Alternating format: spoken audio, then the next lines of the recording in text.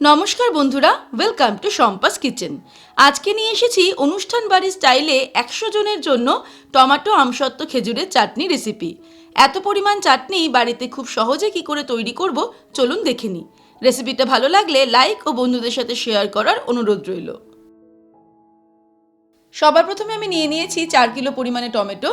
প্রথমে টমেটোগুলোকে ভালো করে ধুয়ে নিয়েছি, এবার এগুলোকে কেটে নেব। এইভাবে টুকরো টুকরো করে টমেটো কেটে নিয়েছি। এবারে টমেটোটাকে পেস্ট করে নিতে হবে। টমেটোগুলোকে পেস্টও করে নিলাম, একদম মিহি পেস্ট করার দরকার নেই, এইরকম পেস্ট করেছি। এবারে আমরা রান্নাটা শুরু করব। টমেটো পেস্ট করে নেওয়ার পর এবারে একটা কড়াই গরম করে তার মধ্যে দিয়ে দেব সর্ষের তেল। প্রায় হাফ কাপ মতন সর্ষের তেল দিয়ে দিলাম। এখানে প্রায় 50 গ্রাম তেল দিয়ে দিয়েছি। তেল গরম হয়ে গেলে এর মধ্যে ফোড়ন দিচ্ছি 4-5টা তেজপাতা, গোটা 4-5টা শুকনো লঙ্কাও দিয়ে দেব, আর দিয়ে দেব পাঁচফোড়ন 2 টিস্পুন। ফোড়নটাকে 10 সেকেন্ড মতো ফ্রাই করে নেব। তারপর এর মধ্যে দিয়ে দেব পেস্ট করে রাখা টমেটো।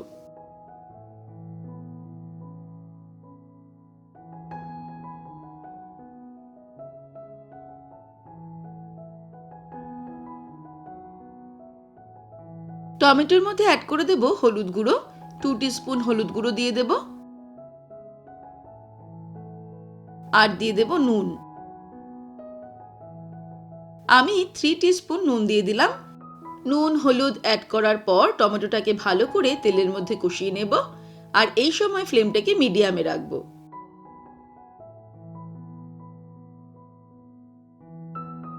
টমেটোটাকে নাড়তে নাড়তে প্রায় 5-7 মিনিট আমি কষিয়ে নিলাম, যাতে টমেটোর কাঁচা ফ্লেভারটা চলে যায়।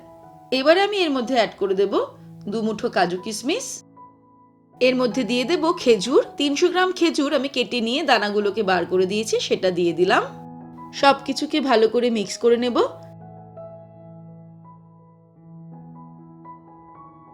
এবারে এর মধ্যে অ্যাড করে দেব চিনি। প্রথমে আমি 500 গ্রাম মতন চিনি এর মধ্যে দিয়ে দেব।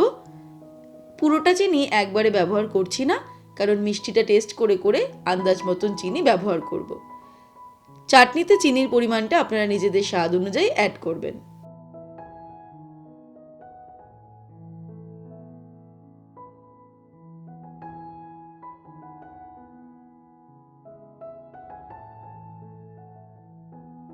চিনিটা অ্যাড করার পর নাড়তে নাড়তে অপেক্ষা করব চিনিটা সম্পূর্ণ গলে যাওয়া পর্যন্ত। এই সময় কিন্তু চাটনির কালারটা একদম চেঞ্জ হয়ে যাবে চিনি অ্যাড করার ফলে। চিনিটা সম্পূর্ণ গলে যাওয়ার পরে আমি টেস্ট করে দেখে নেব আর কতটা চিনি লাগবে। আরও কিছুটা পরিমাণ চিনি লাগবে, তাই আমি আরও 500 গ্রাম মতন চিনি এর মধ্যে অ্যাড করে দিচ্ছি। আপনারা নিজেদের স্বাদ অনুযায়ী চিনিটা অ্যাড করবেন। চিনি অ্যাড করার পরে ভালো করে এটাকে মিক্স করে নিলাম। এবারে এর মধ্যে কিছুটা পরিমাণে জল অ্যাড করব। আপনারা যদি চাটনিটাকে একদম ঘন করতে চান তাহলে কিন্তু জল আলাদা করে অ্যাড করার দরকার নেই, তবে আমি চাটনিটাকে সামান্য একটু পাতলা করব, তাই জন্য আমি জল অ্যাড করে দিলাম। জল অ্যাড করার পরে এটাকে মিনিট 5 ফুটিয়ে নেব মিডিয়াম টু হাই ফ্লেমে। 5 মিনিট চাটনিটাকে ফুটিয়ে নিয়েছি। এবারে এর মধ্যে অ্যাড করে দেব 1/4 কাপ ভিনিগার। ভিনিগার অ্যাড করার ফলে চাটনিটা টেস্টটাও যেমন ভালো হবে, তেমনি চাটনিটা কিন্তু বেশ কিছুদিন পর্যন্ত রেখে আমরা খেতে পারবো। দিয়ে দিচ্ছি 2 টিস্পুন ভাজা মৌরির গুঁড়ো। মৌরিটাকে শুকনো কড়াইতে ভেজে নিয়ে গুঁড়ো করে নিয়েছি। ভিনিগার আর ভাজা মৌরির গুঁড়ো অ্যাড করার পরে সব কিছুকে নাড়তে নাড়তে 1 মিনিট মতন এটাকে ফুটিয়ে নেব। চাটনিটা এখন পাতলা মনে হলেও ঠান্ডা হয়ে গেলে কিন্তু এটা বেশ খানিকটা গাঢ় আর ঘন হয়ে যাবে। 1 মিনিট ফুটিয়ে নেওয়া হয়ে গেছে। এবার আমি ওভেনটাকে অফ করে দেব। এর মধ্যে দিয়ে দেব টুকরো করে কেটে রাখা আমসত্ত্ব। 3টে আমসত্ত্ব টুকরো করে কেটে নিয়েছি, সেটা অ্যাড করব। তবে আমসত্ত্ব কিন্তু ওভেন অফ করার পরেই অ্যাড করতে হবে।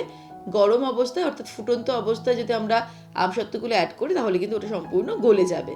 আর সবশেষে আরও 1 টিস্পুন মৌরির গুঁড়ো ছড়িয়ে দেব।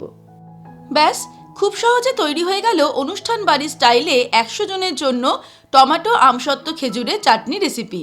এবারে বাড়িতে ছোট বড় অনুষ্ঠানে আশা করি আপনারাও খুব সহজে এত পরিমাণ টমেটো আমসত্ত্ব খেজুরের চাটনি তৈরি করে নিতে পারবেন। তাহলে দর্শক বন্ধুরা, আজকের এই রেসিপি আপনাদের কেমন লাগলো আমাকে ভিডিওর নিচে কমেন্ট সেকশনে কমেন্ট করে জানাবেন। ভালো লাগলে লাইক করার অনুরোধ রইল, আর বন্ধুদের সঙ্গে কিন্তু অবশ্যই শেয়ার করুন। ভালো থাকবেন, সুস্থ থাকবেন। আমি আবার হাজির হব নতুন নতুন রেসিপির সঙ্গে। নমস্কার।